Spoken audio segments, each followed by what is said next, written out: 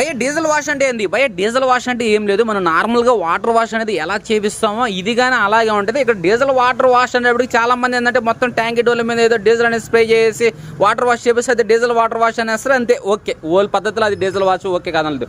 నా పద్ధతిలో diesel wash ఏంటంటే ఈ విధంగా టోటల్గా బండి ఓపెన్ చేస్తాం కాబట్టి ఇక్కడ కొన్ని దగ్గర మట్టి అనేది పేరుకుపోయి ఉంటుంది.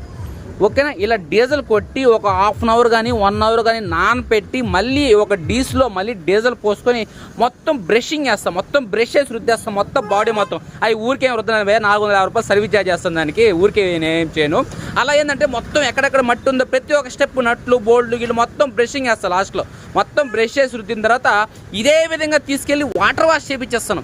అంటే ఫోర్స్తో మొత్తం ప్రతి ఒక్కటి చెప్తాను, మొత్తం ప్రతి ఒక్క దగ్గర స్టెప్ బై స్టెప్ కొట్టు అని చెప్తాను.